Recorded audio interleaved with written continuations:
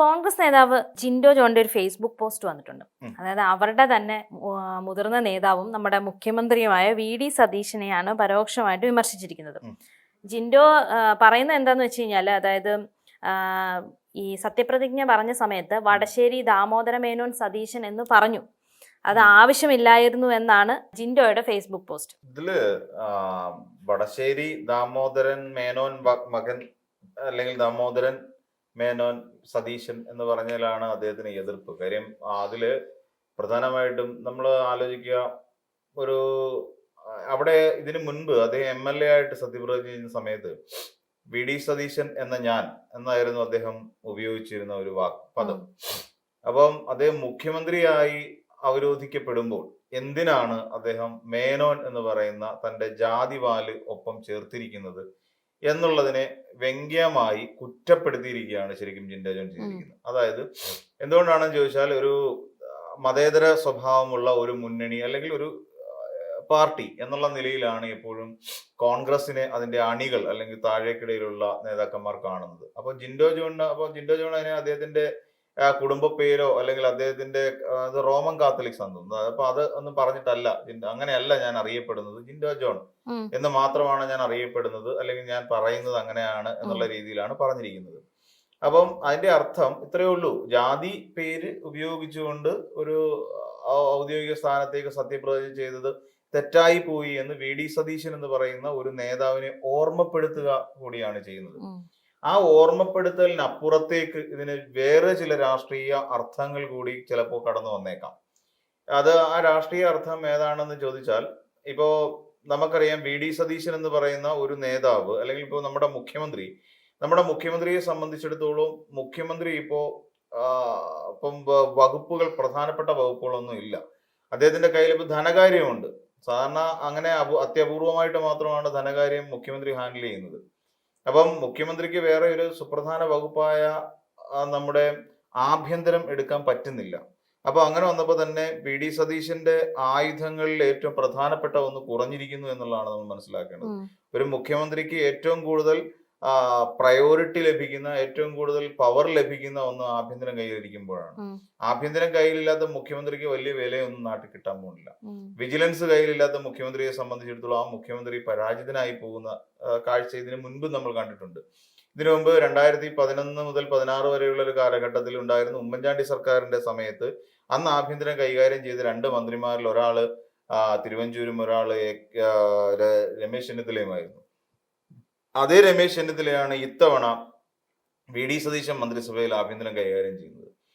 തിരുവഞ്ചൂർ രാധാകൃഷ്ണൻ ആഭ്യന്തര വകുപ്പ് മന്ത്രിയായിരിക്കുന്ന കാലത്ത് എന്തൊക്കെയാണ് കേരളത്തിൽ ഉമ്മൻചാണ്ടി എന്ന് പറയുന്ന മുഖ്യമന്ത്രിക്കെതിരായി നടത്തിയത് എന്നുള്ളതും ചരിത്രമായി തന്നെ നമ്മുടെ മുന്നിലുണ്ട്. അപ്പോൾ അങ്ങനെ ഒരുപാട് സ്ഥിതിവിശേഷങ്ങളുള്ള സാഹചര്യത്തിലാണ് വി.ഡി. സതീശൻ മുഖ്യമന്ത്രിയെ അവരോധിക്കപ്പെടുന്നത്. അതോടൊപ്പം തന്നെ ഇതിൽ നിന്ന് നമ്മൾ മനസ്സിലാക്കേണ്ട ഒരു പ്രധാനപ്പെട്ട കാര്യം, മന്ത്രിസഭയിലെ കോൺഗ്രസ് മന്ത്രിമാരിൽ ഏറിയ പങ്കും ഇന്ന് നിൽക്കുന്നത് കെ.സി. വേണുഗോപാൽ എന്ന് പറയുന്ന ഒരു പക്ഷത്തിലേക്കാണ്. അത് മന്ത്രിമാരെന്നതിനപ്പുറത്തേക്ക് MLA-മാരിൽ ഏകദേശം 46 MLA-മാരും കെ.സി. വേണുഗോപാലിന്റെ പക്ഷക്കാരാണ്. അപ്പം വി.ഡി. സതീശനെ സംബന്ധിച്ചിടത്തോളം ഈ പറയുന്ന മുസ്ലിം ലീഗിന്റെയും, അതായത് ഘടകകക്ഷികളുടെ മാത്രം പിന്തുണ ഉള്ള ഒരു മുഖ്യമന്ത്രിയാണ് എന്ന് പറയേണ്ടി വരും.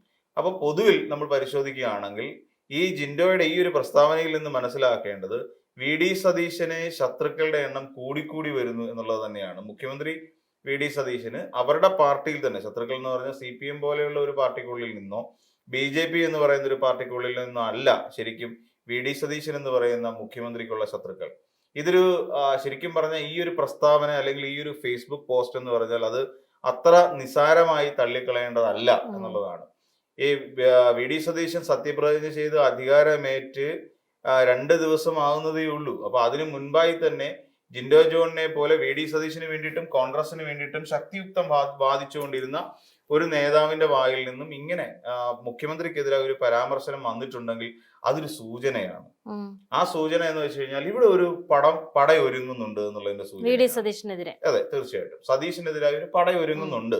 അത് ചിലപ്പോൾ പാർട്ടിക്കുള്ളിൽ തന്നെയാണ് ആ പടയൊരുങ്ങുന്നത്. അല്ലാതെ CPM-ലുള്ള ഇപ്പൊ തന്നെ CPM ആകെ പ്രതിരോധത്തിലാണ്. CPM-ന്റെ നേതൃയോഗങ്ങളെല്ലാം എടുത്ത് പരിഗണിക്കുമ്പോൾ CPM വലിയ ഈ തോൽവിക്ക് എല്ലാവരും കാരണക്കാരാണ് എന്ന് പറയുന്ന തരത്തിലേക്ക് നേതൃത്വങ്ങളെ പഴിചാരുന്ന ഒരു അവസ്ഥയിലേക്ക് പോയിരിക്കുന്നു. അപ്പോൾ CPM സംബന്ധിച്ചിടത്തോളം ഇനിയും തോൽവിയുടെ കണക്കെടുപ്പുകൾ മാത്രമാണ് നടക്കുന്നത്. തോൽവിയുടെ കണക്കെടുപ്പുകളും എന്തുകൊണ്ട് തോറ്റു, ആര് കാരണം തോറ്റു, ഇപ്പം എല്ലാ കണ്ണുകളിലും പോയി നിൽക്കുന്ന MP ഗോവിന്ദൻ മാഷിലേക്കാണ്.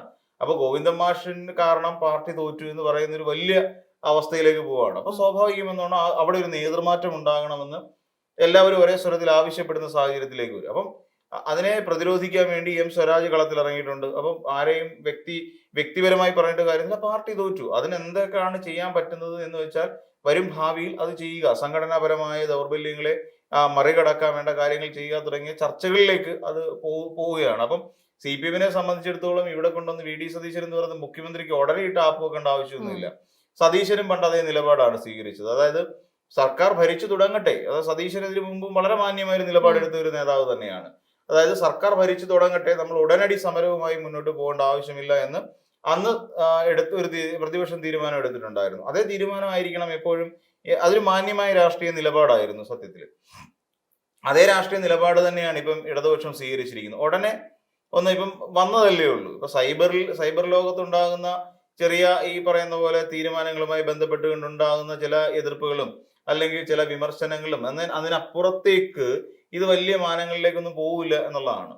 അപ്പം സ്വാഭാവികമായി ഉണ്ടാകുന്ന പ്രതിസന്ധികളൊക്കെ മാത്രമേ ഉള്ളൂ. പക്ഷേ ഇതിനേക്കാളൊക്കെ 10 ഇരട്ടി ശക്തിയിൽ അധികാരമേറ്റ പാടെ തന്നെ ജിൻഡോ ജോണിനെ പോലെ ഒരു നേതാവ് കയറി ഇങ്ങനെ പറയുക എന്ന് പറഞ്ഞാൽ, അല്ലെങ്കിൽ ഇങ്ങനെ ഫേസ്ബുക്കിൽ ഒരു പോസ്റ്റ് ഇടുക എന്ന് പറഞ്ഞാൽ, അത് എത്രമാത്രം സതീശന്റെ ആ ഒരു ആരോഹണത്തിൽ അല്ലെങ്കിൽ അവരോധിക്കലിൽ സ്ഥാനത്തിൽ എത്രത്തോളം അവർക്ക് മാനസികമായി ബുദ്ധിമുട്ട് അനുഭവിക്കുന്നുണ്ട് എന്നുള്ളതാണ് നമ്മൾ മനസ്സിലാക്കേണ്ടത്.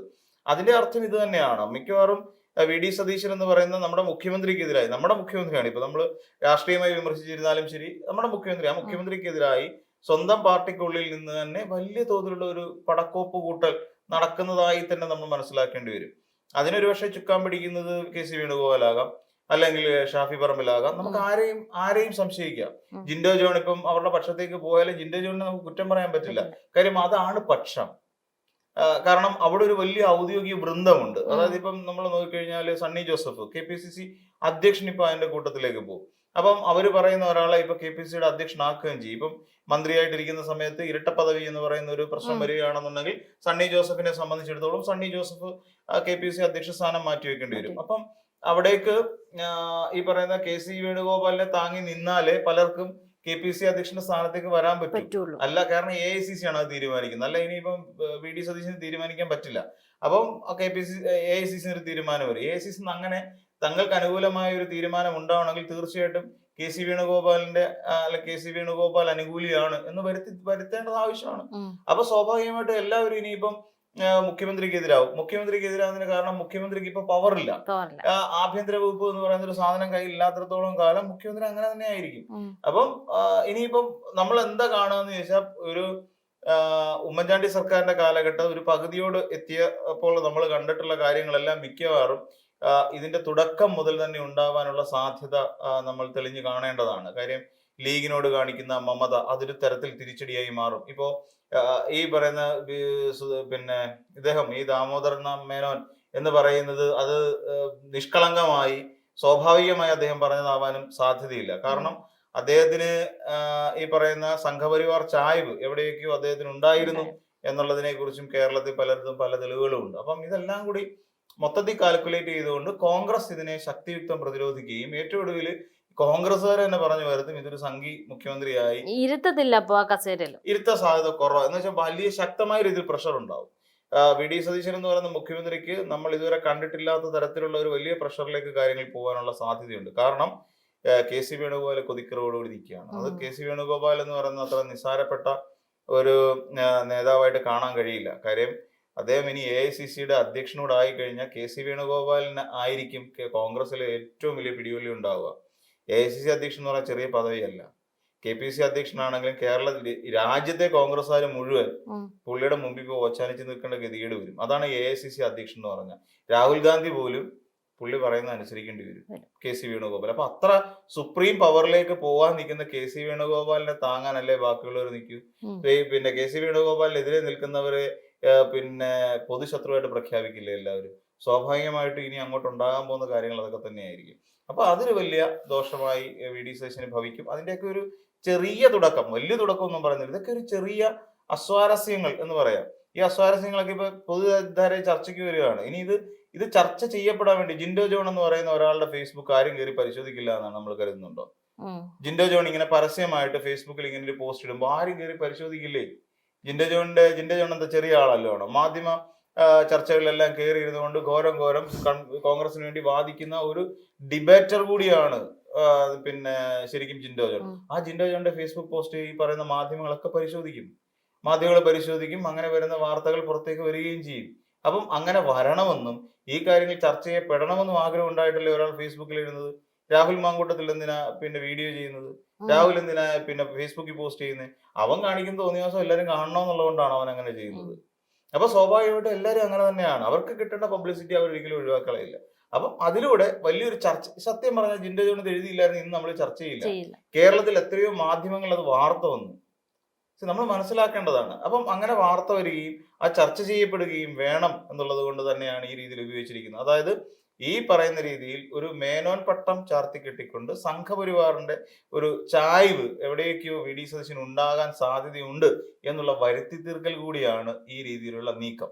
പിന്നെ VD സതീശൻ ഉദ്ദേശിച്ചത് ഞാൻ ഇപ്പോ മുസ്ലിം ലീഗ് എന്ന് പറയുന്ന ന്യൂനപക്ഷ പാർട്ടിയുടെ ഒപ്പമാണ്, അവരുടെ പിന്തുണയിലാണ് നിൽക്കുന്നതെങ്കിലും ഞാൻ കറ തീർന്ന ഒരു ഹിന്ദുവാണ്, ഞാനൊരു മേനോനാണ് എന്ന് പുറം ലോകത്തെ അറിയിക്കുക എന്നുള്ള ഒരു ഉദ്ദേശം കൂടിയുണ്ട്. അതായത് നായന്മാരെ അറിയിക്കണം, ഈഴവരെ അറിയിക്കണം, ഇവരെയൊക്കെ അറിയിക്കാൻ വേണ്ടിയിട്ട് കൂടി സതീശൻ ചെയ്തൊരു തന്ത്രം കൂടിയാണ് VD സതീശൻ എന്ന ഞാൻ എന്ന് പറഞ്ഞുകൊണ്ട് പ്രതിപക്ഷ നേതാവായിട്ട് ചെയ്ത ഒരാള് ഇപ്പം ദാമോദര മേനോൻ എന്ന് പറഞ്ഞതിന്റെ ഒരു പ്രധാനപ്പെട്ട കാരണം എന്ന് എനിക്ക് തോന്നുന്നത്.